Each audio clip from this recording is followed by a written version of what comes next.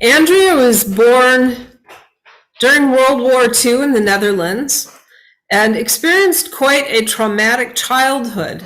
Her father's past as a member of the Nazi SS cast a long shadow over her life. Her search for happiness had led her across the globe. Dedicated to the spiritual visions of Sri Aurobindo and the Mother, Andrea is guided by her inner promptings on her quest for healing and freedom. And I know Andrea through our publisher. Her memoirs, called The Pressing Stones, will be published this fall by Untimely Books. So Andrea has studied psychology at the University of Amsterdam, and then after that traveled to Sri Aurobindo's ashram in Pondicherry in 1972. There she met the Mother, Sri Aurobindo's spiritual companion. She says that looking into her eyes changed her life. All her veils were torn and her soul was revealed to her. So I hope we'll hear more of that story. And John Robert Cornell is also joining us. He has master's degrees in theology from St. Mary's in Baltimore and in anthropology from the University of Arizona. He was introduced to the integral yoga of Sri Aurobindo, and the mother's real name is Mira Alfasa, in 1980 by a teacher in Sacramento. He has been a regular participant and facilitator at the monthly retreats and other events at the Sri Aurobindo Sadhana Pitham. Correct me if I'm mispronouncing that. An integral yoga ashram in Lodi, California. He also lived in Oroville from 2006 to 2008, and he is a board member of the Sri Aurobindo Association of America, has been an author and editor for the association's journal called Collaboration. So, welcome, Andrea and John Robert. Thank you for being here. Thank you, Lisa. I feel very honored. So first of all, I have a question. May I screen share? Yes, hang on. Let me click that box. Okay, go ahead. Let me see. Oh, I see it. Yeah. So then I would like to start with clarifying a little misunderstanding. So in Pondicherry, there is the Sri Aurobindo Ashram. That's where the Mother and Sri Aurobindo lived, and that is more focused on the individual sadhana. So the sadhana is the study of yoga, and so somebody who studies the yoga is called a sadhak. And the sadhana is, so some of these words may arrive as we proceed. Oroville is an entirely separate deal. It is an international township that was founded by the Mother in 1968. And it is 8 miles north of Pondicherry. And that is where I lived for almost 7 years. And that is a collective experiment in human unity, in hopefully achieving aspiring to achieving a higher consciousness. And so these are two separate entities, the ashram and Oroville. Ah, okay. Thank you for clarifying that. So I'm going to share a picture of the Mother, because that's where I will start. Can you see her? Not yet. Oh, wait a minute. I need to first do share screen. Share screen. And then click on. And then hit share. The picture disappeared. Where is it? That's Sri Aurobindo. I just clicked it and it disappeared. Maybe it's sitting behind my screen. Where are you, Mother? Okay, I'm gonna get her. Mother. There There she is. Can you see her? Yeah. No. So Hi. when you click, so when you hit share screen and then you find the screen that you want to share, then you have to hit share in the bottom. Oh, okay. So share screen. Oh, I see. There it is. There she is. And then, oh, the share disappeared. Grand. Okay. Can you see her now? Yes. Yeah. So let's have a few moments of silence and just look at her.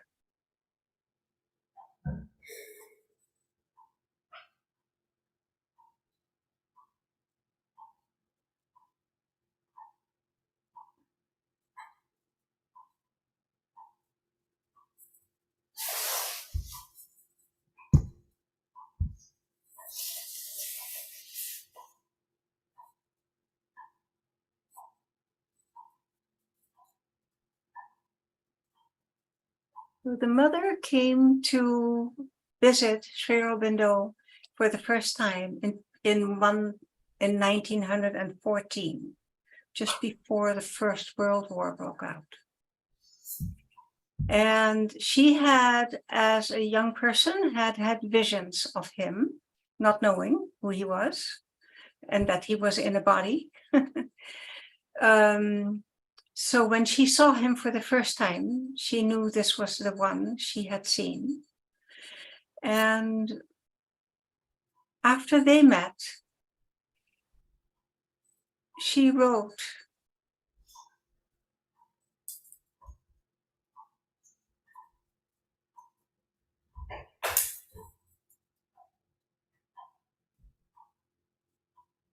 because he is, I exist. Because I am, he is manifest. And this is like a symbol of the divine. You have the absolute, and then it comes down into two, the male and female. And the female, the divine mother, as we are used to talking about, is the creatrix. She is the universe. She embodies him. So there is this fusion of he and she that come from the absolute. And he exists because she manifests him. So when I first arrived in Pondicherry, I knew nothing of her. I had read one little article in Amsterdam about Orville, and there was a quote by Sri Aurobindo that said, "All life is yoga." And when I read that, it was like bells ringing in my mind, because it felt, I didn't know what it meant, but it felt so all-inclusive. You know, I grew up Catholic and I had left the Catholic Church when I was 18 because too many rules and too many dogmas. And anyway, don't need to go into the details of that. So then I became agnostic, and then I traveled to India because my boyfriend wanted to go to India, and I thought, okay, let's go. So I came in Pondicherry and I had a chance to actually meet her in person. I was told to make sure you look into her eyes, because if you are behind Indian people, they may just prostrate themselves before the guru, and then you miss the most important part, which is looking into her eyes. And also that people bring her a flower. And I was in a really no-nonsense state of my life. I think it's probably part of who I am. And so I said, I don't know her. Why should I bring her a flower? You know, I had no idea who she was. I knew it was something special about her, but so anyway, when we left the guest house, my boyfriend and I, the manager came out and he said, "Oh, where are you going?" And we said, "We're going to see Mother." And he said, "Wait, wait." And he ran over to the wall overgrown with hibiscus. And he gave us each this splendid hibiscus, huge orange hibiscus with a crimson heart and this huge stamen coming out of it. It was fantastic. Anyway, so we carry that flower. And arrive at the ashram. It's 9 o'clock, and we're going up the stairs and waiting. Lots of people. It was Sri Aurobindo's centenary, so this is 50 years ago. That was Sri Aurobindo's centenary, and this is his 150 years. Just his birthday is August 15. This is India, end of February. It's already quite hot. By the time I come to her room, it is noon, and my hibiscus is drooping. Hibiscus don't survive being picked very well, especially not in the heat. So there she sits, this little lady. She's bent over. She's 94. She's sitting in a chair and kind of bent, so you kind of have to get on your knees if you want to look into her eyes. So that's what I did. And I bring my hibiscus forward to her, and it opens. I mean, it looked wilted. And I give it to her, and it opens. I was shocked. It was like being on acid. That doesn't happen normally. So then there's some movement, like, okay, give your flower to the person who was standing there next to her, her attendant. And then I remember, God, look into her eyes, because I was distracted by the flower. So I look into her eyes, and she was so absolutely silent that it felt to me as if she was on the other side of the universe, of the galaxy. So completely nothing happening. And I looked at her, and I looked, and I knew something was supposed to happen. So I kept looking.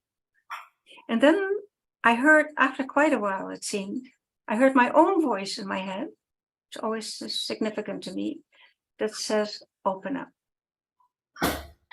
And the moment that prompt came inside of me, we recognized each other. It was like, oh, you. And we felt exactly the same. It was like a mirror. We were a mirror image of each other. We were both ecstatic to recognize one another. It's like, oh my God, it's you. And we were just in ecstasy. There was no difference. It wasn't like, oh, she is the Divine Mother and you're this poor thing down here. It was like we were the same. We were different people, but we were the same. It was really absolutely astonishing. Anyway, then it's time for me to get up, and she keeps looking at me as I get up and leave, and I look at her because we are just locked into each other's eyes. And then, she turns to the next person. I turn into the room, and the tears just start streaming down my face. And I wept for 3 days.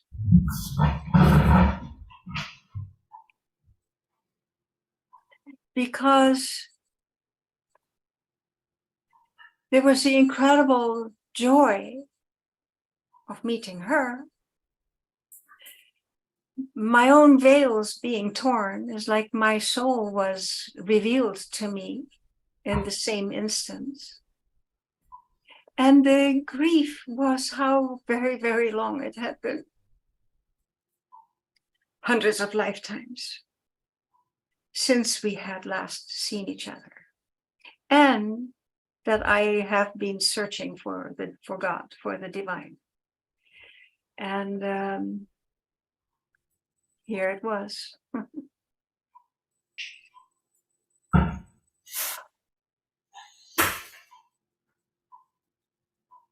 So I went about my business. We went to the dining room and to the meditation and all kinds. And I would just talk with people, and the tears would stream down my face. And everybody knew what was happening with me because they were there. They had also seen the mother. They knew the power of what it is like to actually be face to face with her. So on the third day, I woke up and I felt like I had my feet back on the ground, and my boyfriend said, "So, are you ready to leave?" I said, I'm not going anywhere. I just got here. this is where I want to be. So that afternoon, I took my boyfriend to the train station and he left. So then I started to read about Sri Aurobindo and Sri Aurobindo's writing himself. So the first book that I read was the Satprem. I'm going to pull up a picture of stop share of Sri Aurobindo. Let me see. Here he is. There is the younger Sri Aurobindo. I love this photograph. So Sri Aurobindo was raised, he was born in India, and his father transported him to England when he was 7, because he didn't want his sons, particularly, there were 3 boys, they were all sent to England, because his father was a great admiration of the British. The British, they were like the gods, you know, in India at the time for some people. He was a doctor, and he wanted his son to have nothing to do with India, to not learn the languages, to not know anything about their spirituality, to get a thorough British education. That's what he got. So he was in, I think he went to Cambridge. Correct me, John Robert, if I make an error. I think anyway, he became a scholar and fluent in Latin and Greek. He studied French, German, and Latin because he wanted to read their major literary works, Goethe and Dante. And so he was really a brilliant, absolutely brilliant genius of a human being, and he excelled in everything. He came back to India. I don't know the year exactly, but when he was, I believe, 18, he went back to India. He already in London, I think, or in England, wherever he was. He became friends with a group of Indian young men who all were secretly intending for India's liberation. So they were like a little revolutionary group in secret. They were, after all, in England. And so he was quite young when he realized he wanted to liberate his country, even though he barely knew it. So when he came back to India, he became a professor at Baroda University.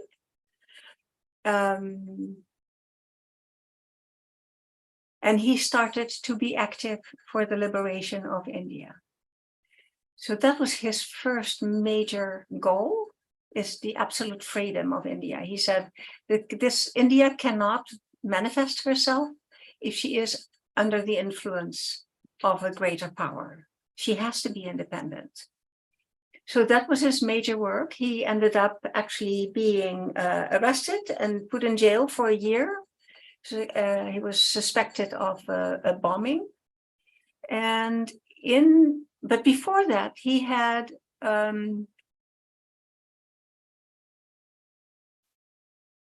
he was starting to study Sanskrit. I mean, and with his mind, he actually understands Sanskrit more than just about anybody. And he began to translate the Vedas. The Vedas were translated by a number of scholars, but nobody really understood the Vedas the way he did, because he tuned in to the underlying experience, the experiential nature of the Veda. And so there is he has published some translations. The Secret of the Veda is one, and then there's another one.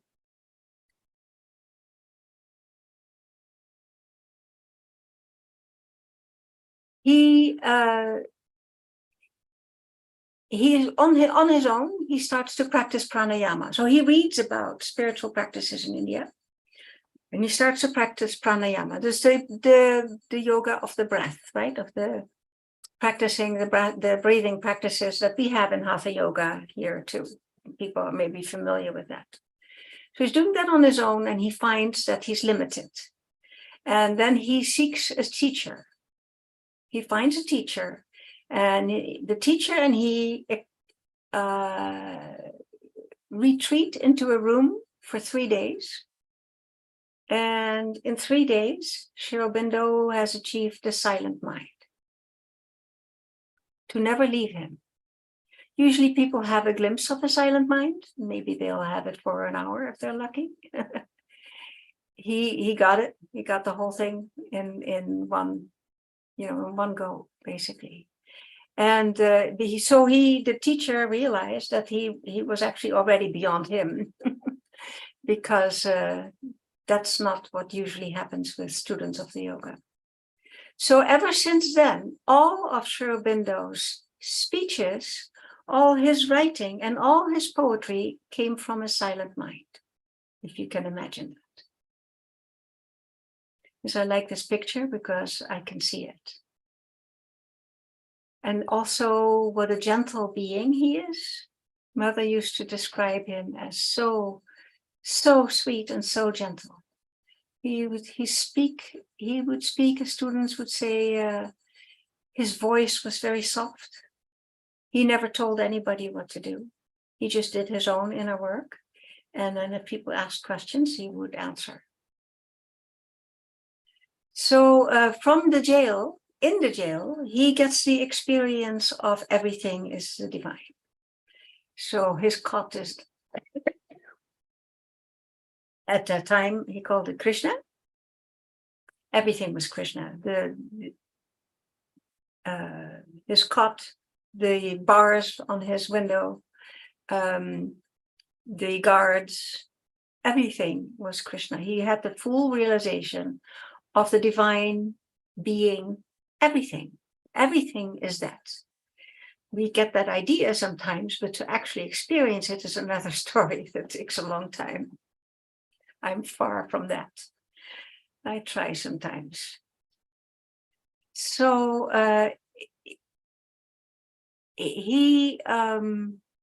there's a big court case, and he gets the inner prompting from above his mind to just witness, to see the prosecutor, to see the judge. They're all the divine. He didn't have anything to worry about, in other words. So he just sat through the whole thing in total silence. He never said a word.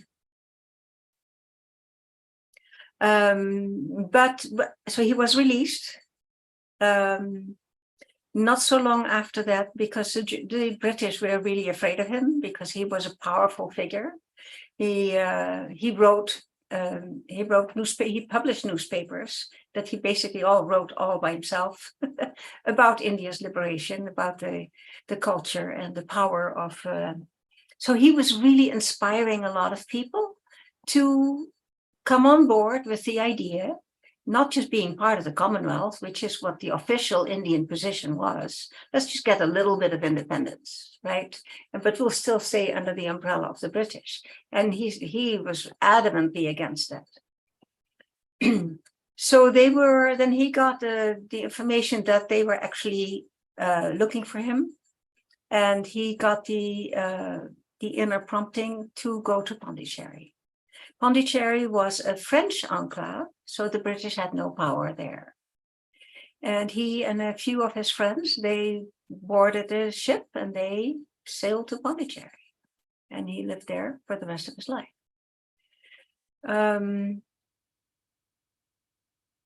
So I really want to give you a feeling of Sri Aurobindo's own words because I feel rather inadequate. So I have actually I have a little booklet here. And I'm going to pull up the other picture of Sri Aurobindo, a new share. Where are you? Here? No.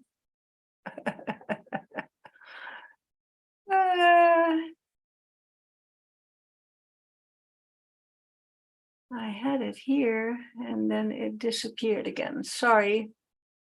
Hang on.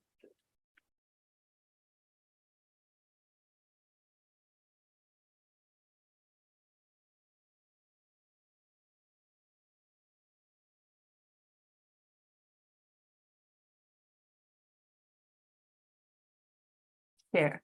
Can you see him? No, you need to click on the picture and then click on share. Okay, but yeah, I don't see share, so I have to make him small and then click on the picture and share. There we go. There we go. Okay, so here is Sri Aurobindo, not very long actually before he left his body. So he was in seclusion for a long time in his life. He secluded, I believe, in 1926, and he left his body in 1950. And that whole time he just stayed in his room because he needed to do his own inner work. What he understood from the jail and afterwards is that his work was actually much greater than the liberation of India. His work was the liberation of humanity, of our limited mental perspectives on reality. And that became his work. And he did that work inside of himself.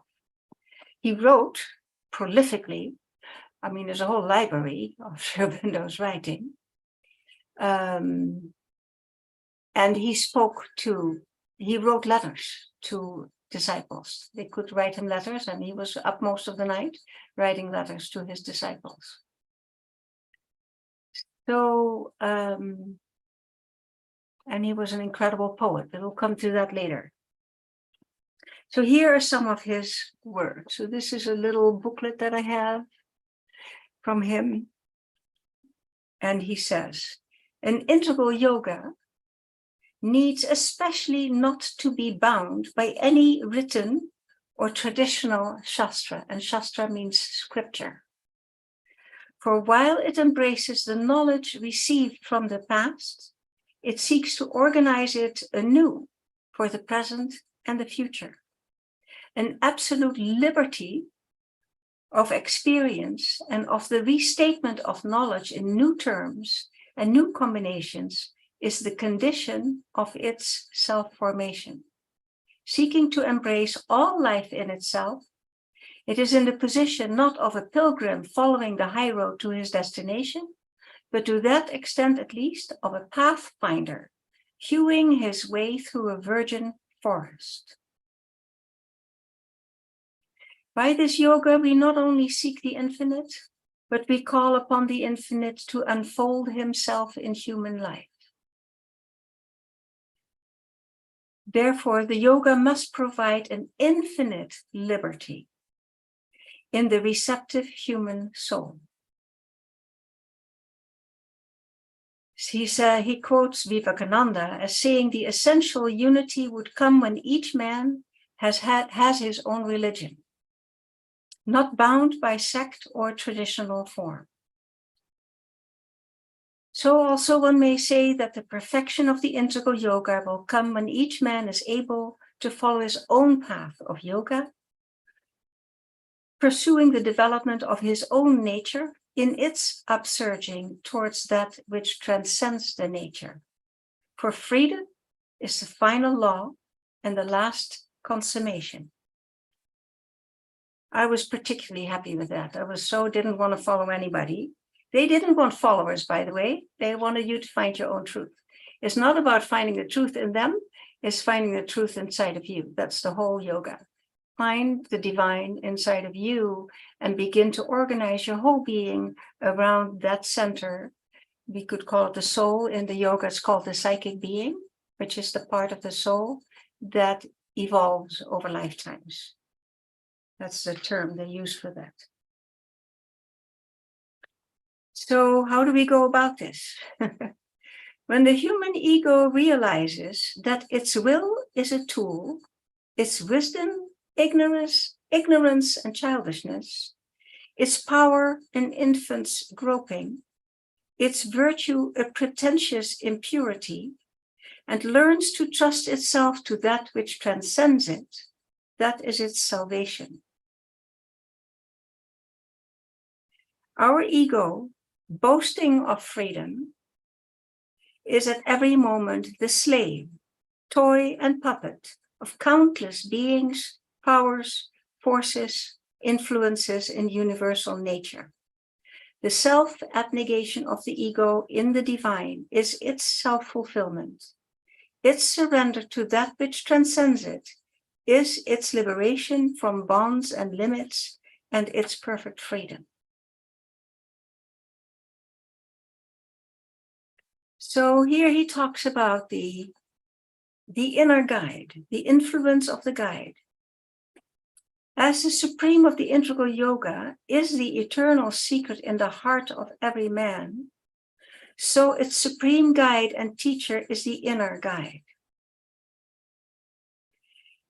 The inner guide discloses progressively in us his own nature of freedom, bliss, love, power, immortal being. He sets above us this divine example as our ideal and transforms the lower existence into a reflection of that which it contemplates. So what is the method of the inner guide? He has no method, and every method. His system is a natural organization of the highest processes and movements of which the nature is capable, applying themselves even to the pettiest details and to the actions the most insignificant in their appearance with as much care and thoroughness as to the greatest. They in the end, so these highest processes and movements, that is they. So Sri Aurobindo often has a reference to something previous and you wonder who they is.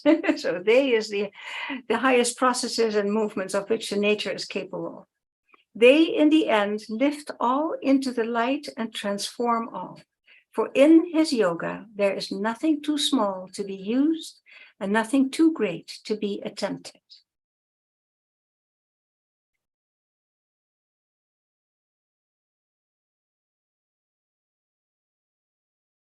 So then we begin to perceive that this miraculous development is not the result of our own efforts. An eternal perfection is molding us into its own image. One who is the Lord or Ishvara of the yogic philosophies, the guide in the conscious being, the absolute of the thinker, the unknowable of the agnostic, the universal force of the materialist, the supreme soul and the supreme Shakti, Shakti is a divine mother, the one who is differently named and imaged by the religions, is the master of our yoga. And what I love about Sri Aurobindo, he always covers everything. Like here are these main components of humanity in their mental attitudes, and he addresses all of them. And all of them are on the same path in their own way. To see, know, become, and fulfill this one in our inner selves and in all our outer nature was always the secret goal and becomes now the conscious purpose of our embodied existence. To be conscious of that in all parts of our being, and equally in all that the dividing mind sees as outside our being, is the consummation of the individual consciousness. To be possessed in that and possess that in ourselves and in all things is the term of all empire and mastery. To enjoy that in all experience of passivity and activity, of peace and of power, of unity and of difference is the happiness which the individual soul manifested in the world is obscurely seeking.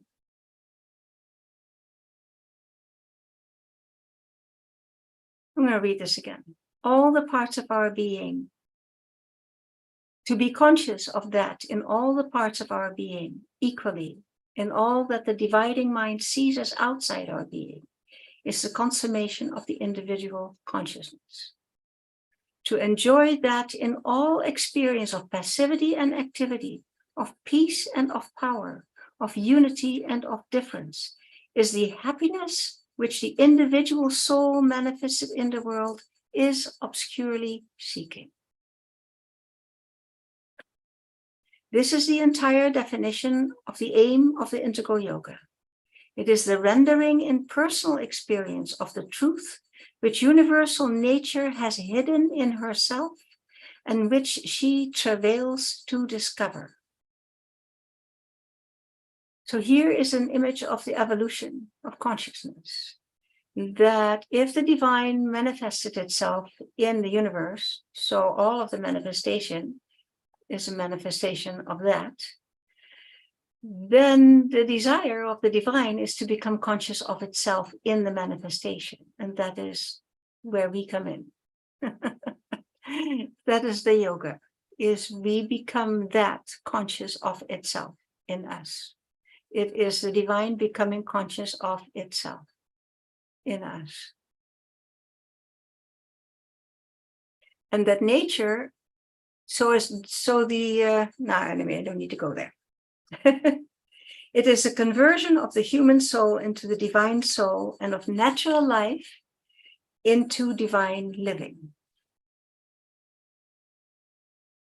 The divine working is not the working which the egoistic mind desires or approves, for it uses error in order to arrive at truth, suffering in order to arrive at bliss, imperfection in order to arrive at perfection.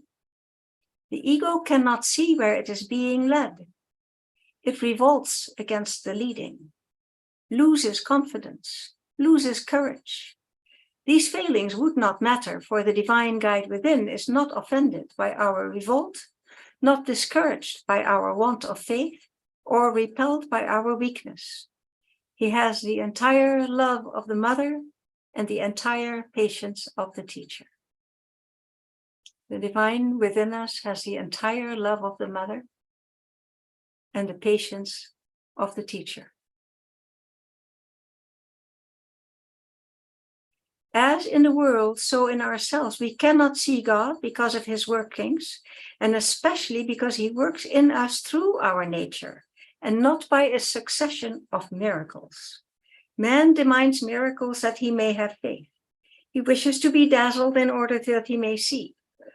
And this impatience, this ignorance, may turn into a great danger and disaster if, in our revolt against the divine leading, we call in another distorting force, more satisfying to our impulses and desires, and ask it to guide us and give it the divine name. While it is difficult for man to believe in something unseen within himself, it is easy for him to believe in something which he can image as extraneous to himself. The spiritual progress of most human beings demands an extraneous support, an object of faith outside us. It needs an external image of God. And this is why I have this picture up here, because if there is any human being ever having looked to me like God, it is Sri Aurobindo. He looks like the Himalayas, He is absolutely still and wisdom beyond anything I can imagine. It needs an external image of God, or it needs a human representative, incarnation, prophet, or guru, or it demands both and receives them. For according to the need of the human soul, the divine manifests himself as deity, as human divine, or in simple humanity, using that thick disguise which so successfully conceals the Godhead for a means of transmission of his guidance. So we can be guided. You all have had promptings, intuitions, and they seem to come from where, don't know where. And that is your inner guidance. So here, following the inner guidance is what I would call surrender. Because if you accept the guidance, you surrender to that. It's not anything outside of yourself, but you surrender to that which is divine within you. And here comes Sri Aurobindo's vision of the mother.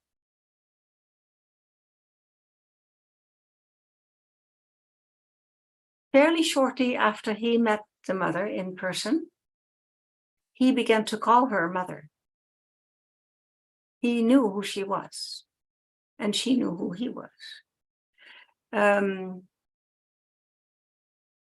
In Savitri, his great poem, 720 pages of poetry, it's the largest, single greatest poem in the English language. And since he was a genius in England, his English is fantastic. So I opened the book because I wanted to share some lines of poetry with you, so you get the feel of it.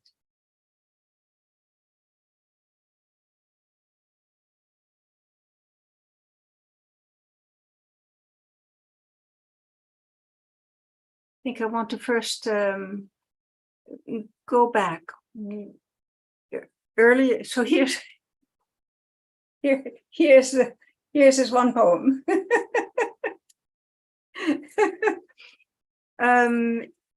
The first part of the book, large section, is about Ashwapati, who is the father of Savitri. Savitri and Satyavan is an old Indian tale from the Mahabharata, and he uses that story to describe his journey and the mother's journey and the journey of humanity into its fulfillment. When Ashwapati travels through all the layers of consciousness, is extraordinary poetry where Sri Aurobindo describes everything. So this poem is not just, he's not writing a poem, he is writing his experiences. It's all his lived experience, everything he writes. And he comes to the place after he has traveled through all the worlds and all the levels of consciousness, and he finally comes to the one behind it all. And he sees the mother. This is the universal mother behind all of creation. And he is completely, I want to say smitten. He is in complete adoration of her. And there is one of my favorite lines that he writes. He says, "A vast surrender was his only strength." That is the last line of that part of the poem. A vast surrender was his only strength. So that is where he surrenders to the Divine Mother. So here's a canto, it is called The Vision and the Boon. Now I'm just reading a few lines out of it. I am the mystery beyond reach of mind. I am the goal of the travail of the suns. My fire and sweetness are the cause of life.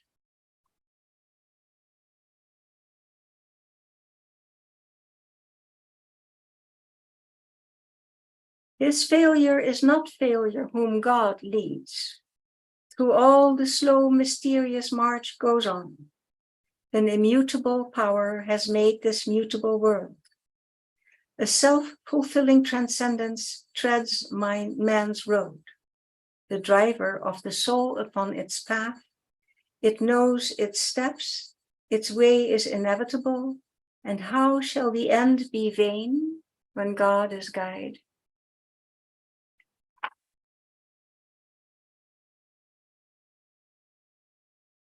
My light shall be in thee, my strength, thy force. Let not the impatient Titan drive thy heart. Ask not the imperfect fruit, the partial prize. Only one boon, to greaten thy spirit, demand. Only one joy, to raise thy kind, desire. Above blind fate and the antagonist powers, moveless there stands a high, unchanging will. To its omnipotence leave thy work's result. All things shall change in God's transfiguring hour.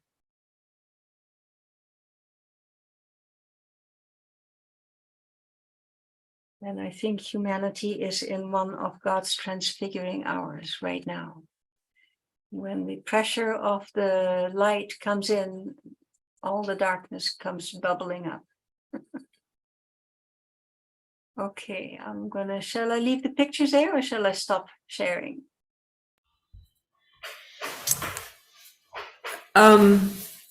How are you and John Robert balancing things? If he's up, you might want to. Yeah. You want to add something, John Robert? Let me. Well, I just say that it's nice to see you all. And this isn't really an attempt to balance anything. Andrea was always the one who's going to give this presentation, and I'm just here, to answer questions, or if there's something in particular that I want to say, but I've been loving what she's doing, so I'm quite fine with where we are now.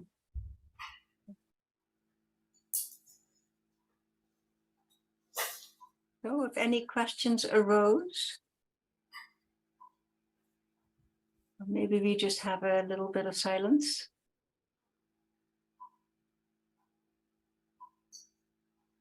Yeah, let's just have a little bit of silence to let those beautiful words of his sink in.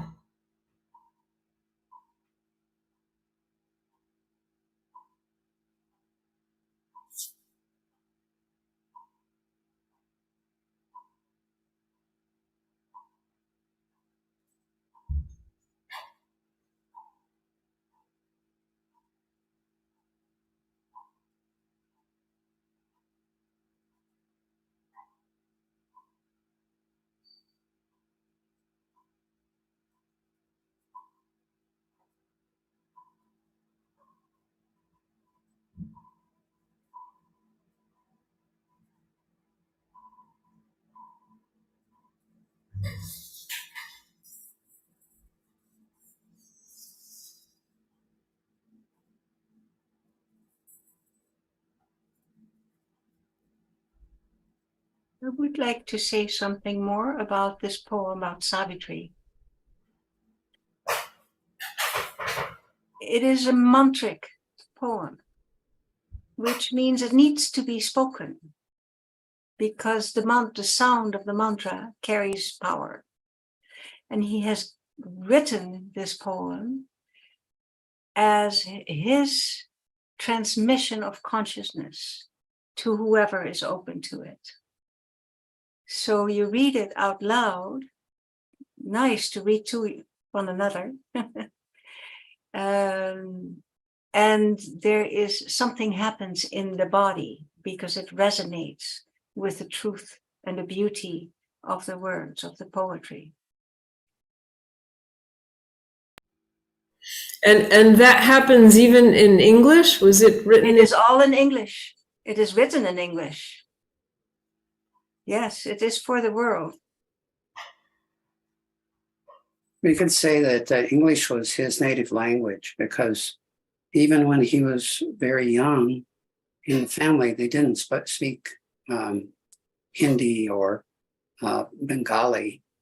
So actually, when he came back to India from England, he had to learn his native language, Bengali. He was born in Calcutta in Bengal. Sri Aurobindo is an absolute master of English. And it's all what he did. He did write a little bit in other languages, but all his major works are in English.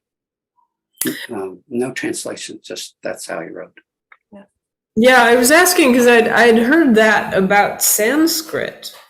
That the sounds in Sanskrit carry a certain creative power to them, but English isn't a sacred language the way Sanskrit is. And for him to be able to convey that power through English, I think is remarkable. Yeah, it's quite astonishing because he's making English a sacred language. Yeah. Savitri, it's a sacred language. Oh, okay. So here's another book I have to put on my reading list. And if you really want to understand the yoga, the synthesis of yoga is a powerful writing by him. I am reading it right now with Jean Robert and Marco Masi in Germany. We are reading it together, and it's a constant inspiration. But that is more, I would say, on a mental plane to really understand what he's talking about. Now, Sri Aurobindo said that he used Savitri, the poem that Andrea read a few sections to you. He said that he used that to see how poetry could raise consciousness or could represent the raising of consciousness. So he used it as part of his own spiritual practice. And he wrote it and rewrote it and wrote it again for 30 or 40 years. And even during the last month or two of his life, he was still putting finishing touches on it. So it's unlike anything I've ever read, and it is truly, because it comes from these higher planes of consciousness, that turns it into a sacred. He turns English into a sacred language there.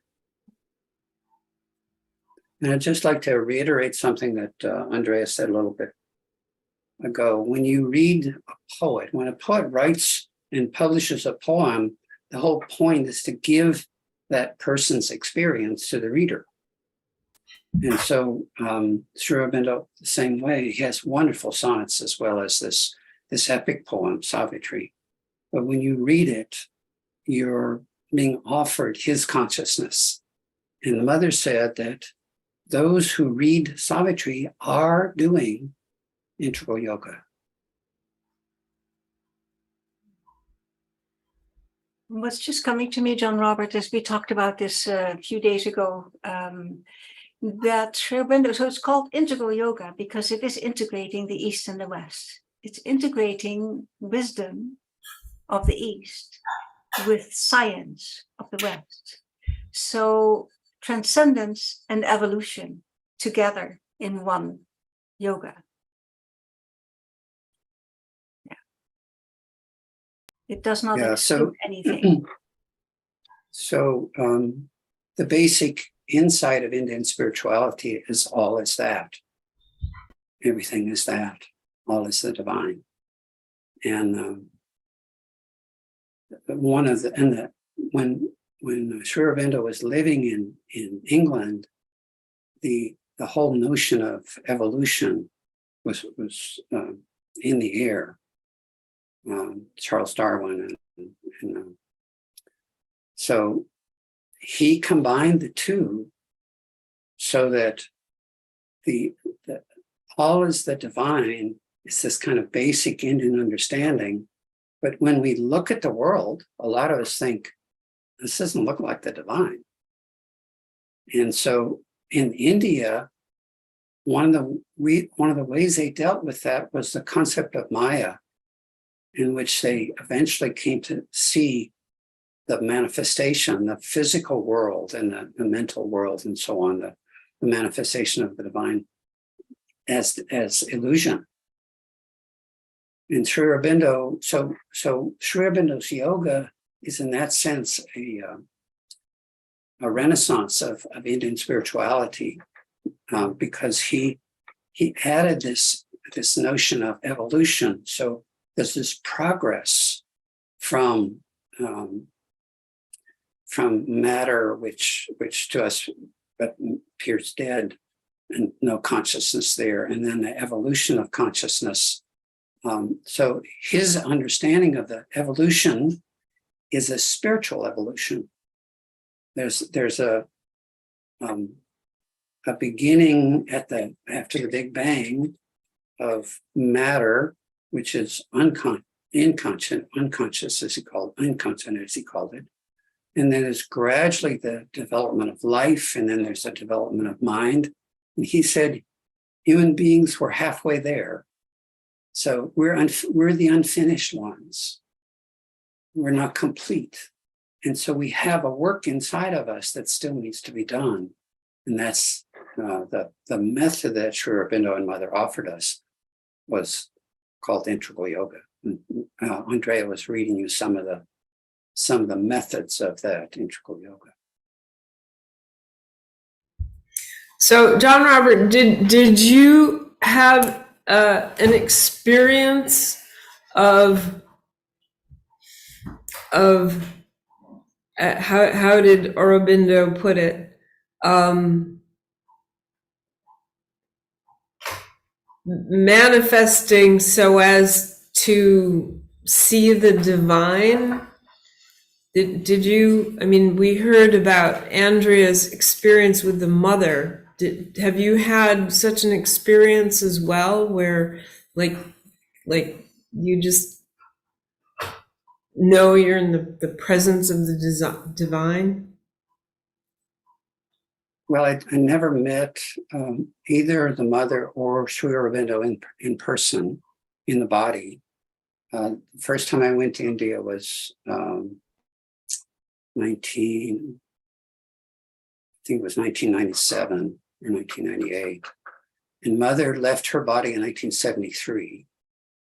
So I haven't had that kind of experience, the same kind, but people in the yoga, in integral yoga, have all different kinds of experiences.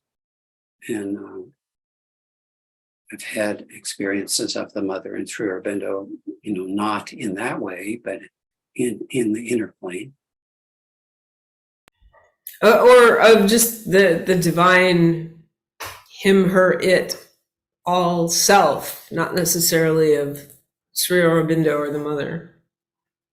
Like Blake saw the divine in a flower and in a grain of sand, and sometimes I see it in John's dog. Yeah, I'm sure a lot of us have glimpses of that. Sometimes the glimpse will last a little bit longer. Sometimes it might last an hour or two, where all of a sudden everything changes, and it's like this: the consciousness expands, and you begin to see the world differently, and maybe even language comes out of you different than it would ordinarily.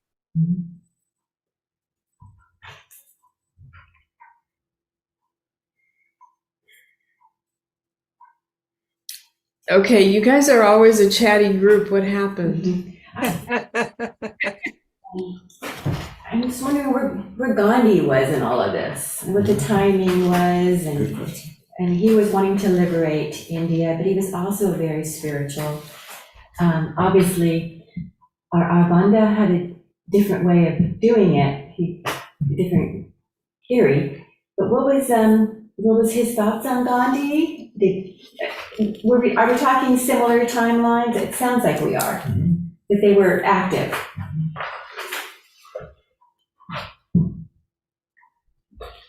Go ahead, Andrea. No, you do that one. Well, I tossed it to you because I didn't understand the question. I couldn't understand the I think words. you were asking about Gandhi. Oh, Gandhi. Did they know each other? Did they communicate? Did they influence each other? Do you know that Sure. exactly, Sean Robert? Yeah, Sri Aurobindo knew about Gandhi, but Sri Aurobindo had advocated the independence of India long before Gandhi even came back to India. Gandhi was still in South Africa.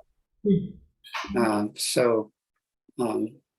actually Sri Aurobindo, in his work with the revolutionaries, he was during his political time, he was trying to stir up the Indian youth to prepare for a revolution, because India was a colony, and India was under the clutches of the British Empire.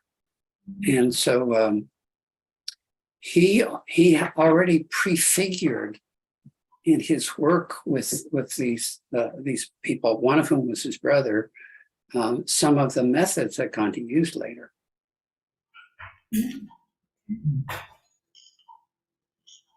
But they weren't on the same track. I mean, Gandhi was really focused on Indian independence once he came back to India And Sri Aurobindo was repeatedly asked after he retired to come out of retirement and be the president of the Congress Party. But he was already then set. By then, he had inner assurance that India would achieve independence. And so Gandhi was doing that kind of work. And meanwhile, Sri Aurobindo was doing this other work that Andrea talked about. But as it happened, India's Independence Day happens to be Sri Aurobindo's birthday. Yeah. And on that day, he was asked to provide some words to the Indian population, and so he gave a statement to the whole Indian people about how gratified he was that it was on his birthday that India was declared independent from Britain. But he also said he would have rather have had one gift rather than two, because the division of India was a disaster. That was not his vision at all. That was created by the British. Divide and conquer. Ugh. No, Sri Aurobindo really opposed that whole thing. So yeah, he would have rather had one whole independent India. And how old was he when India was liberated or became independent? I think it was 1947, and so I think he was maybe 75. I think he left his body when he was 78. It was 78 or 79. I think it was 78.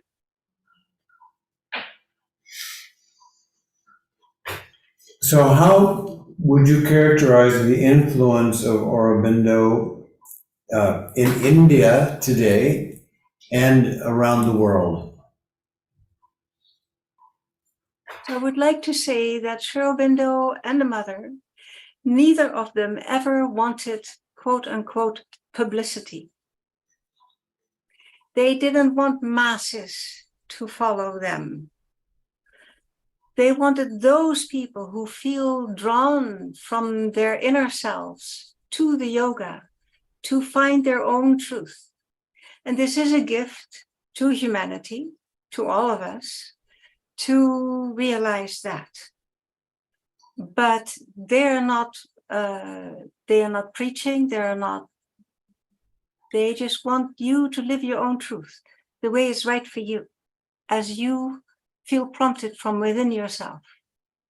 And that eventually comes to a place of freedom in humanity. The more people realize that, right, and they begin to live from those principles, the more harmony there will be. The idea for Orville was a collective human unity experiment, that if every member in the community attempts to live from their inner truth, that it will create outer harmony, because everybody lives then in a greater harmony in themselves. So she would say, for instance, we are Orvillians, we always asked her thousands of questions. Should we do this? Should we do that? You know, one time somebody asked, should there be have marriages in Orville? And mother says, if you must. She was radical. More radical than all those hippies together. If you must. So she said, as long as there are no rules, there is hope. So it's a really radical departure from the normal way human beings organize themselves. And it's an experiment that's done for humanity, you know. And Well, how all that will unfold, we have no idea. It's not in our hands. What about children who have been born and grown up in Auroville? Well, many are still there, and many go to the West or wherever, all over the world, and want to do their studies, and many come back, and many don't. But they all, you know, they are grown. My daughters were born there, and They're very fine human beings, I must say. But they're not into Mother and Sri Aurobindo. The older daughter is a Buddhist, and my younger daughter, I don't know what she is. She's herself. She's her own radical being. Yeah. So there is no one way that it goes, because there are no traditional paths. It is all individually unique. I'm just struck with how, amongst everything else, Say that again? I'm struck with how commensurable Aurobindo's thought is with Jungian Oh, yeah. notions, yes. Yeah. And And Gebser, Gebser is, there's a lot of Sri Aurobindo in Gebser. in the opening of The Ever-Present Origin, Gebser says, what Aurobindo is saying is pretty much everything I'm about. Yeah. And Exactly. he also says that about Teilhard de Chardin, interestingly enough. Yeah, they are all in one lineage. If there is a lineage, that would be a lineage. Oh, well, about lineage, I'm sorry. What is there a connection, direct connection between Aurobindo and Vivekananda? Yes, so Vivekananda actually came in spirit, came to stay with Sri Aurobindo for 2 or 3 weeks solid when he was in jail, and instructed him. Yeah. Vivekananda, from what Sri Aurobindo said, taught him about the planes of higher mind. And so Sri Aurobindo has a complete cosmology and psychology that he's in his voluminous writings, and he talks about the levels of mind that go up beyond a normal mind to overmind. So he defined 4 layers, and he said that came from Vivekananda's teaching when Vivekananda came to him and taught him that. Yeah, so I think John sent around the article that Marco Massi wrote, right? Oh, good. Oh, good. I was wanting for you all to have that. I think I sent it around. Oh, John's saying he didn't send it around. Anyhow, I can send it to you.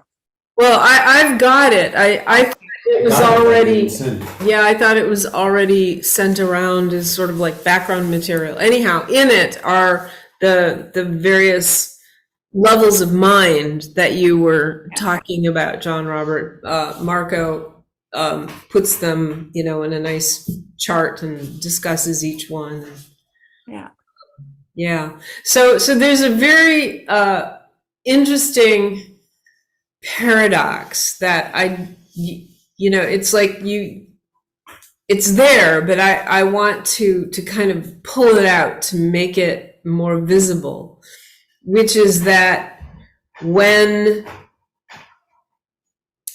the divine, capital D, manifests in everything, and then it's our job to then recognize the divine in us. It's how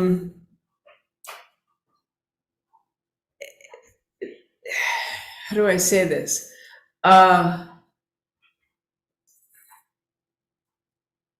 I can understand completely why it's like each person has to find their own path, because their own path is, it's like light refracting in different colors out of a diamond, and your own color is your color, and you have to be that color because that's who you are. And when each person is being, their shining forth of the divine and allowing everybody else to be their shining forth of the divine, that that allows for just a beautiful paradoxical I'm not saying this very well.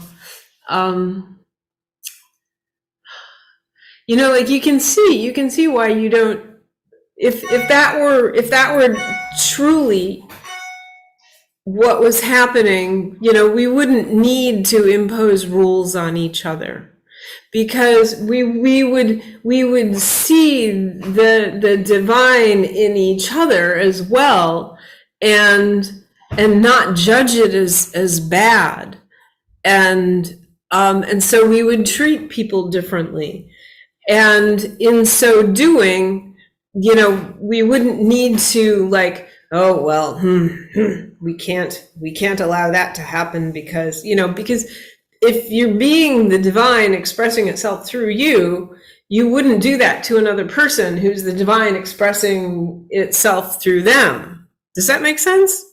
Yeah. Okay. It's just a little bit hard to talk about in English, because English is really based on things and separation. And our ordinary consciousness is also based on separation. I'm me, I'm not you. You don't, I have my thoughts, you have your thoughts. That's our kind of common sense base.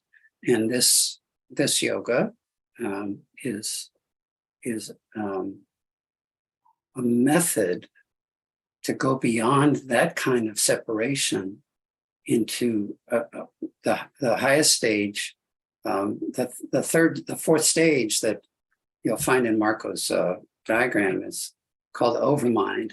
Another way of talking about it is cosmic consciousness, and where everything you look at is the divine, and also it's itself at the same time. Mm-hmm. It's the all and it's itself at the same time. And this doesn't work very well with our ordinary mentality down here. Could some of you talk about more explicitly the parallels with Jung and this other way of thinking? Well, we might have to help make those connections, because I don't know about either of you guys. Are you guys how into Jung are you? Or should we try to meet you halfway with what we know about Jung, and you can meet us halfway with what you know about Aurobindo? So it looks like Robert's got something.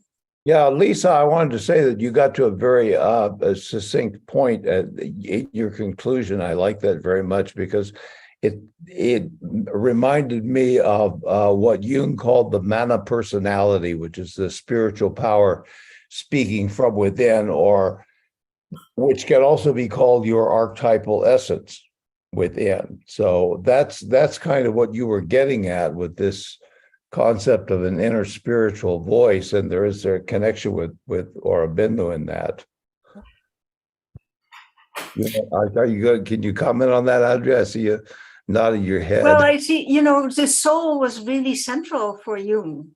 I mean, he was careful to write about it because there was such a rational age that he lived in. But it was very clear for himself and in his personal work that the soul was very central. I mean, he would play in the mud by the river because that would get him out of his mind, right? Out of this conscious thing with all these ideas. To be in tune with nature is one way of being in tune with the divine inside of yourself.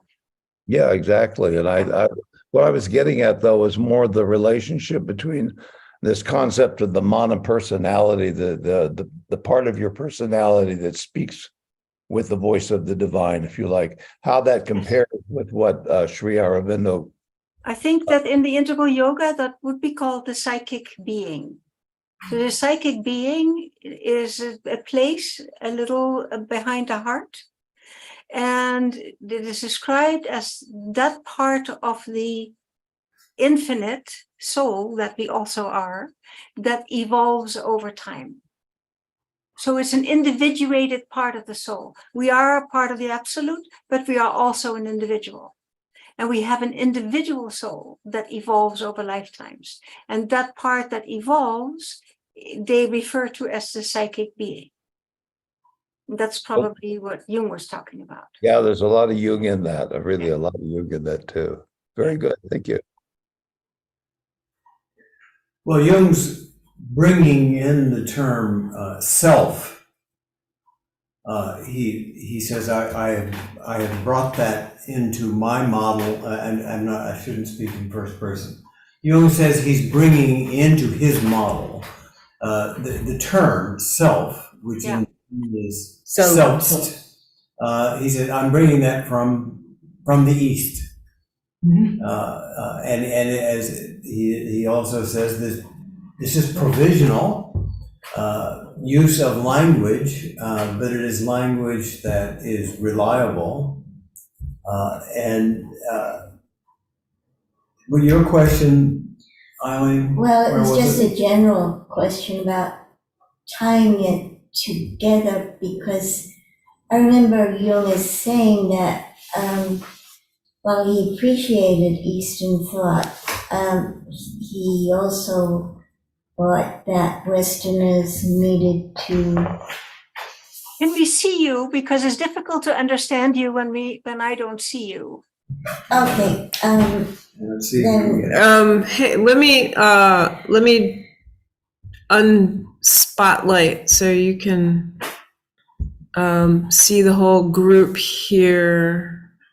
All right, I'll speak up. Anyway, it was a question about the relationship with Jung, and then you talked about the self as being a concept that Jung was in favor of, but he was also in favor of approaching his discipline through the Western point of view, because he thought that it was difficult to fully take on the Eastern point of view. I took from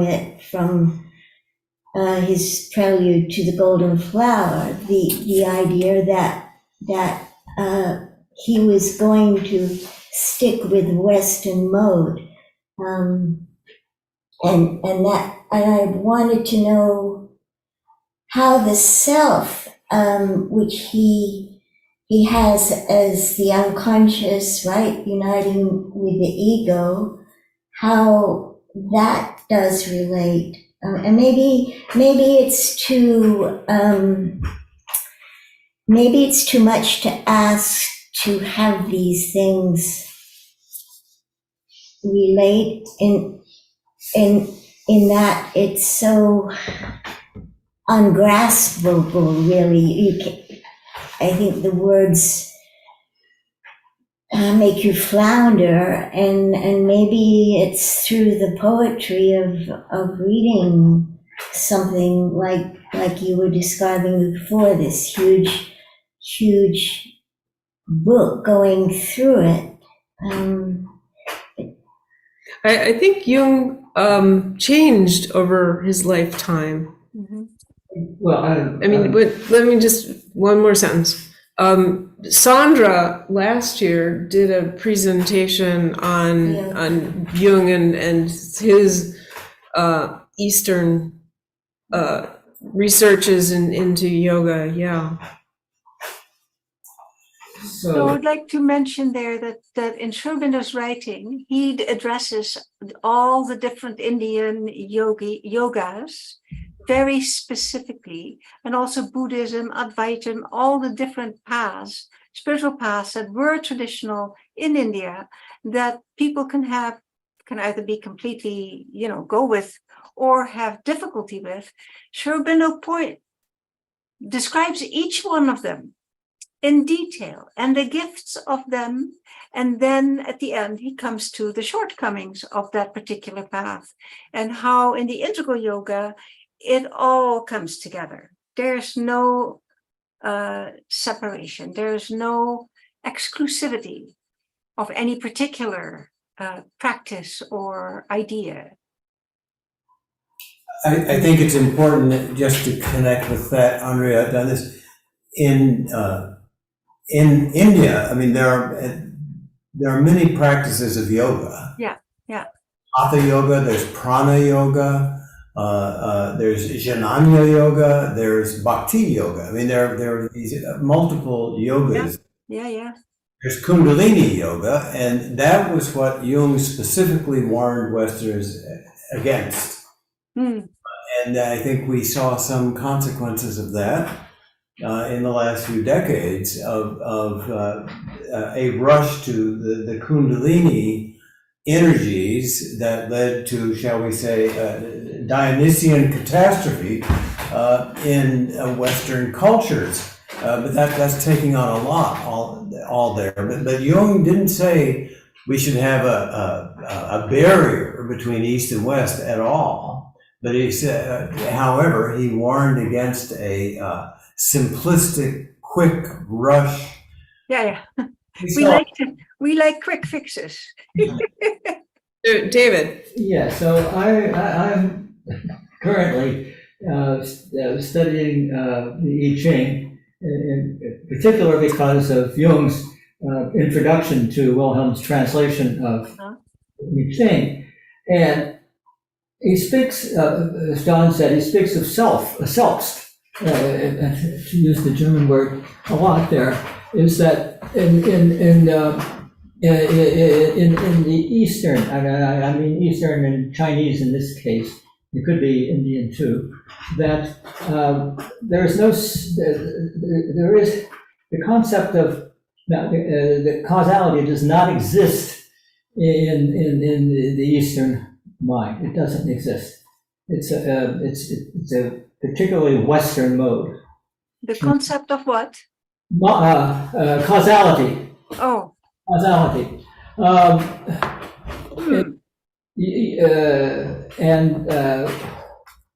So instead of thinking about duality, we have to think about in the Eastern about possibilities, and in the East and materialism in the West. More like quantum mechanic thinking, and that the Eastern is about what's the word I was going to use? The internet connectedness of everything. It is in mind. It's a way of thinking that is that everything is connected. Mm-hmm. And this one of the reasons Jung was thinking about this is because his idea of synchronicity and the Eastern mind are in this everything connectedness are the same thing to Jung. And so he said that each of the hexagram in the I Ching is an archetype.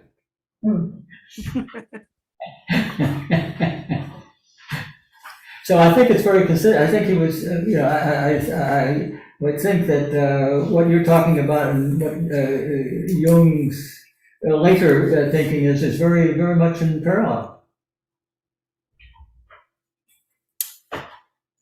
Can I go back to what you were saying, Andrea, about how Aurobindo, when he went into seclusion, he just worked on himself, and it reminded me of a practice, a Hawaiian practice. May the Hawaiian people,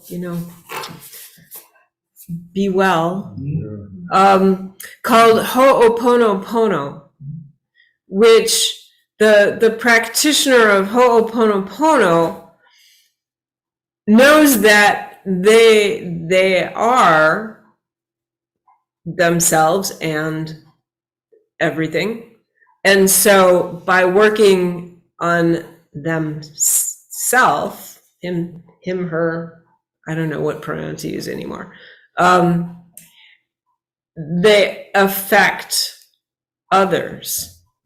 So is that what Aurobindo, is that what he was doing? Yes, yes. So both Mother and Sri Aurobindo were working, the way they described it, they were working on bringing down the divine consciousness into humanity, of bringing it down, that there was a level of divine consciousness that had actually not yet manifested on the planet. And they made the breakthrough. They made the breakthrough in 1958, I believe.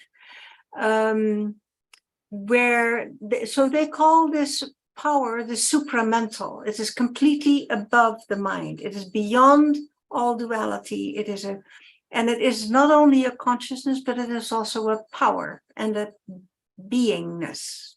Like Sat Chit Ananda is like the ultimate naming of the divine. Sat is being, Chit is consciousness, and Ananda is bliss. When you are manifested and you're conscious of your manifestation, you are in bliss. And the three together are the three main aspects of the absolute. I don't know where that suddenly came from, but there it is.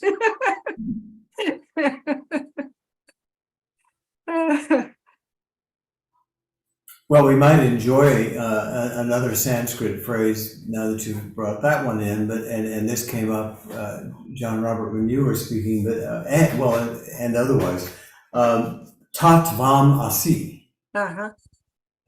Thou art that. Thou art that. Yes. Thou art that. That's the core of the whole thing. We are not separate. We are each one of us the unique manifestation of the one. So we're all one, but we're each completely, uniquely individual, because that's the multiplicity and the oneness. The great diversity. Why would the divine limit itself to one? If it can be everything.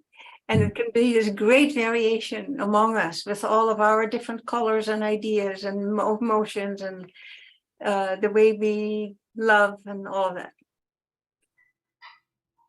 Yeah. I think we have to, or I bring into the conversation, which I feel we haven't quite brought in yet in terms of our languaging, but that is the shadow, evil. We look at Aurobindo's life and how he lived it, and you gave us a wonderful characterization of that. And as we look at India, as we look at the whole world, certainly for Jung, dealing with the shadow, to use that language, is vital. How do you feel with Aurobindo, either the two of you who are so close with Aurobindo, and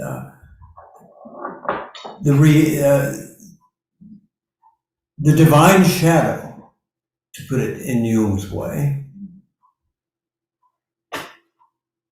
So I'll take a shot at this. So Mother did talk about the shadow a little bit in her conversations with people.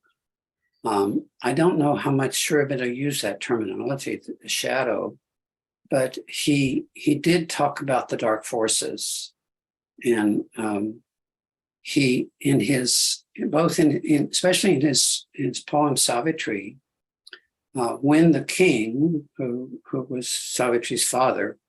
So go back a little bit back to Savitri. Savitri is this big epic that Andrea was talking about earlier, more than 700 pages, 24,000 lines.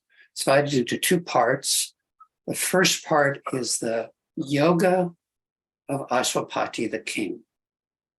And Sri Aurobindo was writing about his own experiences there. Second part is about Ashwapati's daughter, who is also the daughter of the sun, Savitri. So in Ashwapati's part of the epic, when he goes through the different planes of being, starting with the subtle physical, and then into the life planes. And these are separate, they're separate worlds. They're not Earth, although those planes intersect Earth, so we have life. But there's a plane of the subtle physical that's its own plane. And there's a vital principle that's its own plane. When Ashwapati, as he's doing his travel, gets into the vital plane, he meets the forces of darkness. And Sri Aurobindo goes into great depth describing them and what happens to Ashwapati when he meets them. And there's another part in Savitri again, in which Savitri comes home from her journey to see her mother and her father, the king and the queen. And there's a divine sage that announces that the man that she's chosen for her husband is going to die in a year. And so the queen mother gets really upset by this. And she begins saying, what's the use of all of this? And going into all kinds of complaints, kind of like Job in the Old Testament.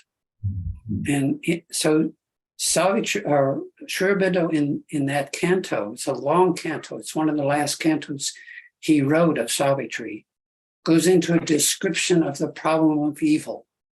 How does evil come? What's the purpose of evil? What is our participation in evil?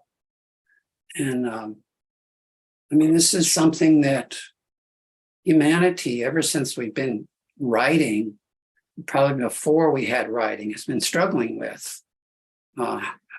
How can there be this wonderful creation and at the same time be death and destruction and the dark side? And Sri Aurobindo says, one thing you can look at it this way. He says you can if you look at the fact that all is the divine, this is not the divine doing something bad to other people, to anybody. It's the divine experiencing that side of the manifestation. So there's not victims, like a lot of times people say, well, if this is a kind of God if this is the kind of world God created, I can do without that. Because there's so much suffering and darkness. But in The Life Divine, his philosophical work, he says, in order to really grok, in order to really understand how the shadow, the dark side works, you have to have a consciousness that's larger than our ordinary consciousness. And then when you get to that, you see how these opposites actually are actually just aspects of the unity.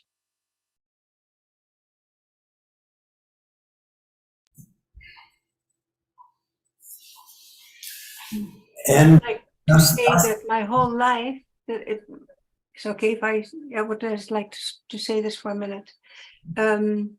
Having come in with the dark, talk about shadow, I've lived with big shadow in my life. And my whole life I have been dealing with shadow material in myself. And still am. And it is, from my perspective, indispensable to deal with the shadow material. You can't go higher than you go deep. You can't go higher in the light without going into the darkness. It is all one. It has to be made conscious. The darkness in myself, I have to become conscious of it and deal with it, deal with the ramifications of my personality and my choices I have made and the suffering I have had. That nothing is excluded from the yoga, absolutely nothing. It cannot be. It cannot be. It's not like the New Age thing, like, oh, we'll just go to the light, you know. That is such a fallacy.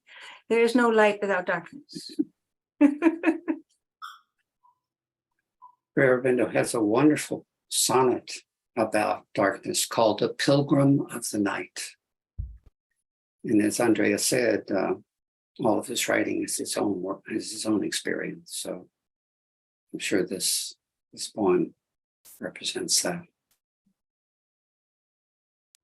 It starts off, I made an assignation with the night. In the abyss was fixed our rendezvous. In my breast, carrying God's deathless light, I came her dark and dangerous side to woo. And then he talks about how he leaves the glory of the illumined mind and travels down into the darkness. So it describes his own experience with darkness, and that's not the only poem where it describes that.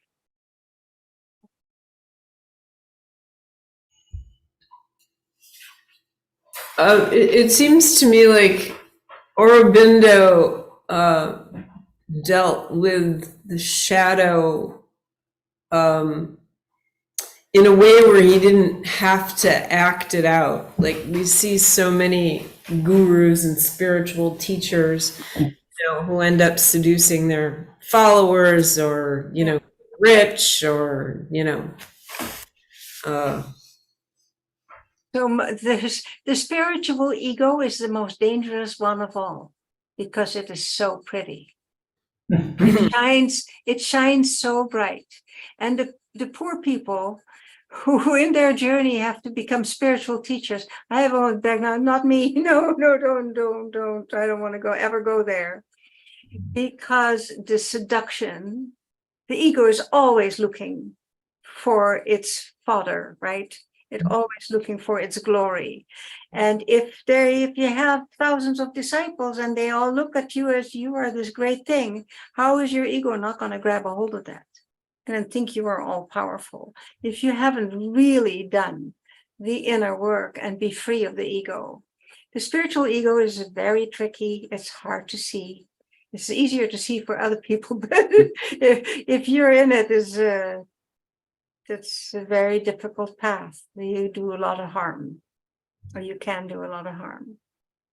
You get the narcissist on the throne. Yeah, I have a feeling that's what Bollingen helped Jung deal with his.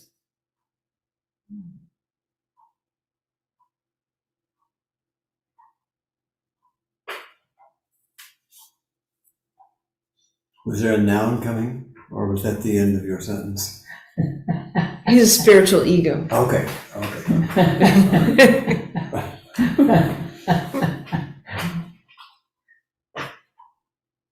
So The how? teacher that introduced me to integral yoga used to say, the more enlightened you get, the more enlightened your ego gets. Yeah. Okay. Very smart. Yeah.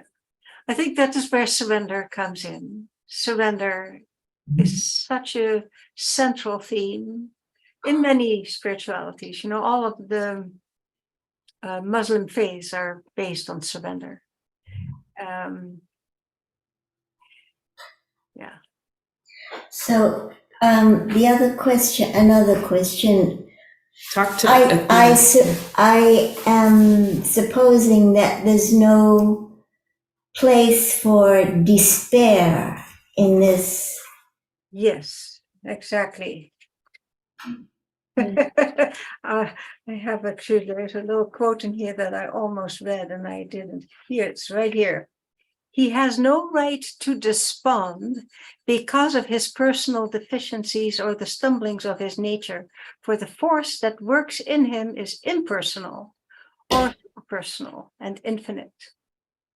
So if you really surrender to the divine, you trust, and you know that all your fumblings and stumblings and ignorance is all fodder for the transformation. and to So he says, as the servant and disciple of the master has no business with pride or egoism because all is done for him from above, so also he has no right to despond because of his personal deficiencies or the stumblings of his nature. For the force that works in him is impersonal. It is the infinite. So that's the ideal, but again, I'll go back to Savitri and say that Savitri herself, Sri Aurobindo describes it in his epic poem, went into despair when the time got close for her husband to die. So it's part of the process. It's not the goal that we're after, but it comes, and so the poem actually describes how she dealt with it. So is that where you have to surrender to the despair itself? No. You find the realization that the despair is a gift. That's what I mean. I'm not saying surrender the despair. I'm saying surrender to it.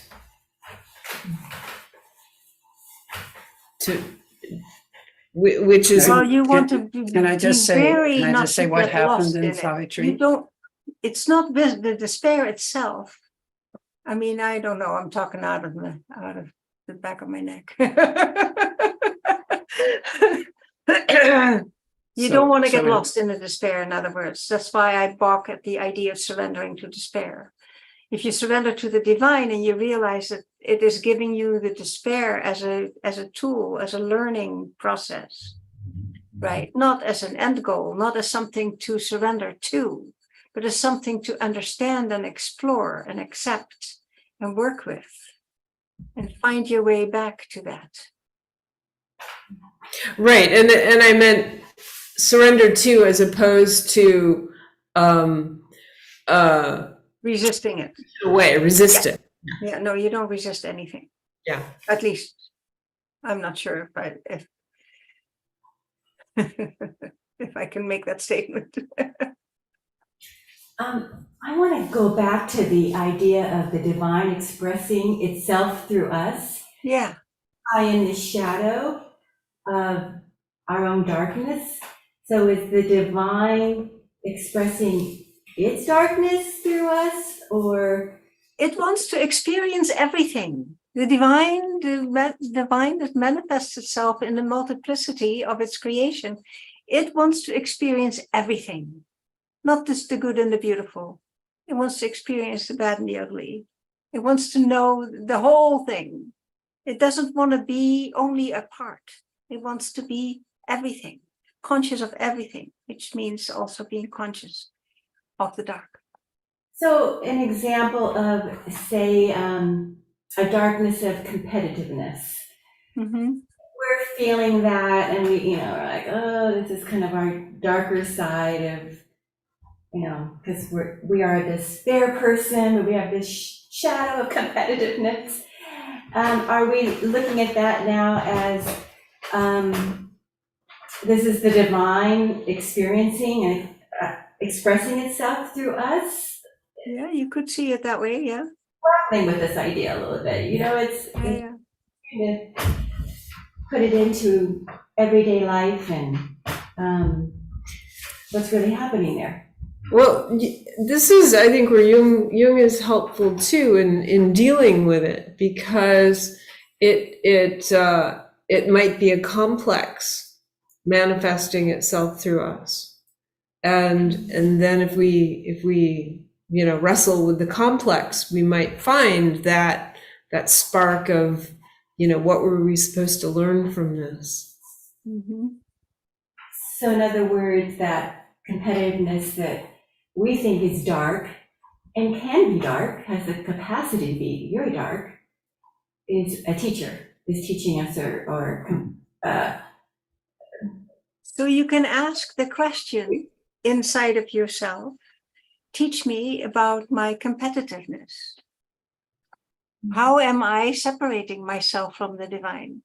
How am I thinking that I have to be better than, or am not that, or am worse than? All that comparison that we do, it's a tremendous source of suffering in my mind. To just keep asking for guidance. Ask. That's part of the surrender. To ask to become still. You're in the middle of competition. Take a moment and just sit in it. Become still. And then there will be some clarity that comes. Some bigger picture evolves. So what's that part of the divine expressing itself then in this? It's all in it. Everything is in it. It's expressing power, which is a divine quality. So you how we embrace wholeness, because there will be times in your life when you will need to be competitive. And if you have blocked that part off, then you can't be your full true self in those moments. So if we can embrace the competitive and embrace the non-competitive and embrace the angry and embrace the compassionate, and so that we can understand that, because I'm trying to tie in that. How is the divine expressing itself through us in that? Even in what might be our darkness. And maybe competitiveness isn't a good enough example of it. I was just It's as good an example as any. yeah. something that could turn into, well, war, it could. Mhm. People were competing in that level. Well, it's a part of the whole attempt of the force of the divine to manifest itself. It goes through everything. Well, the other side is that the ego is attempting to separate itself from the divine. Absolutely, yeah. Yes, And from each other. We not to be in competition with you, yes. rather than being, yes. And ultimately, that's an illusion. But the process to discover that, and figure that out, and because It's part of the struggle. It's part of us trying to become aware, right? Trying to become conscious. We are all very limited. And then the ego is always lurking around the corner and for all of it.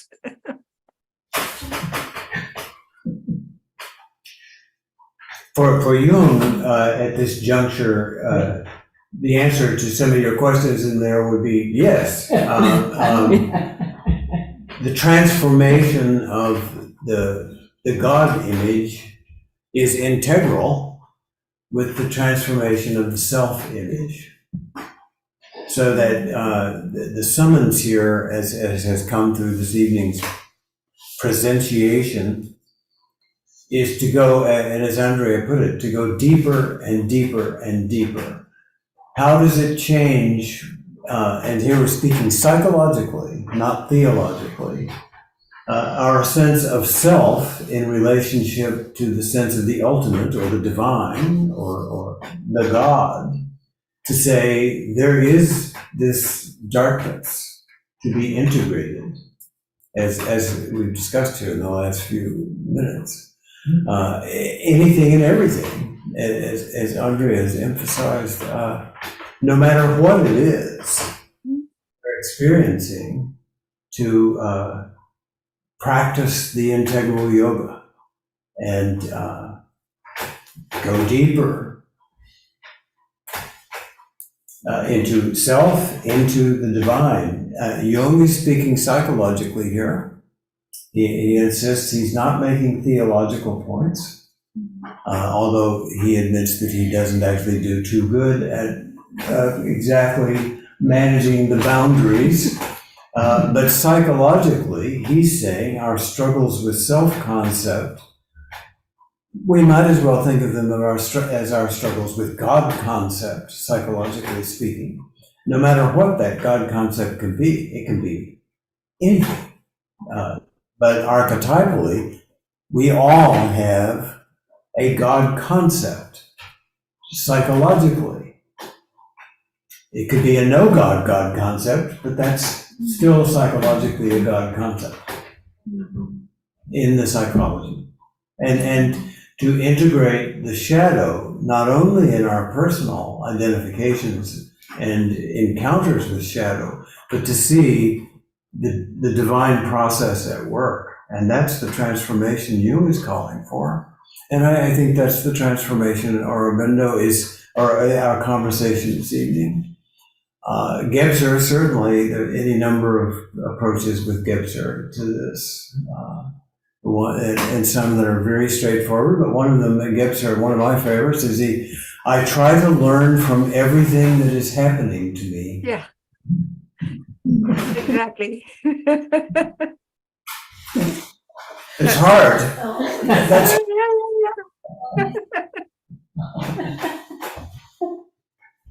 Well, one can learn from what is happening to you. The hard thing is learning the right thing. That's Is learning the what? the right thing to get out of it, the right thing to learn. Yeah. It comes. Just be quiet and the right thing will appear. We struggle, we make so much noise struggling with all the shit. But it's only really the wisdom only comes in the silence. You accept things, but you have to come to a place of silence to get out of this mind fuck that we are all in, excuse my language. Trying to figure everything out, rather than going, okay, there's some greater consciousness at work here. Let me be quiet and see if I can listen. Yes, that's the challenge for the Western mind, I think. Yep. Find the sound. Yeah. I would use that term. I'd say it's just as much a challenge for the Eastern mind. I mean, what do we mean? The terms East and West don't mean much anymore. It comes from in part from the basis for our education. We have different approaches, not that we are different. I'm just saying, when you say East and West, to me, those terms are all but obsolete. And Aurobindo, I think, is one portal to embracing the obsolescence of that. See, if we say East, do we mean China? Do we mean India? Do we mean Indonesia? Do we mean Polynesia? I mean, what do we mean by the East? And if we say West, when Western culture, by means of this technology, has pervaded all the world, anyway, that is an approach. It's integrating. Yes. Integrating. This is a time for the integration. Yes. And this is what we're going to be speaking of in our conference in San Francisco with the good folks of the California Institute of Integral Studies, International Jean Gebser Society, and some presenters are online right now for this event that is coming up, and the conversation will continue. And the CIIS was founded by a disciple of Sri Aurobindo.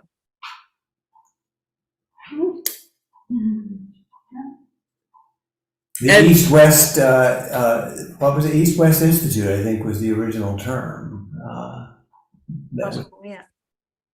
And then it evolved through a couple of name changes to arrive at CIIS. And right now they have a great scholar of Sri Aurobindo, Debashish Banerjee. He is an integral part of the CIIS. And he is a great scholar. He will be giving the keynote. Probably, yeah. He's the co-sponsor of our event with us, with the Gebser Society. We're all integral. Yeah. We're working on it, We're John. coming together, which is a great thing. Step forward for humanity, like stepping on the moon. Yeah. Well, thank you, Andrea. Thank you, John Robert, for joining us tonight. We really appreciate it. Yeah. You just brought a depth to us that we can take forward now into this conference, and Does anybody else have any parting thoughts? We like to end on time for those people on the East Coast where the gong of midnight is striking. Yeah, I'd like to say that I just really appreciate being part of this conference. I've enjoyed this very much. Thank you very much, both of you, Andrea and John. You're very, very welcome. It was a It's been a delight pleasure. to be with you all. Yeah. Thank you. Thank you for your receptivity too. It wouldn't have Receptivity. happened otherwise. That's it. Yeah, yeah. I want to say thank you, and I hope you come back for another presentation because I think we just touched the surface. I stayed at a place called Oro Valley in India and learned quite a bit about the mother and Sri Aurobindo. Uh-huh. Nice. There's so much to it. So, Yes. Thank So you. much. Yeah. Thank you. All right. Well, good night. Good night, everyone. Good night, everybody. Very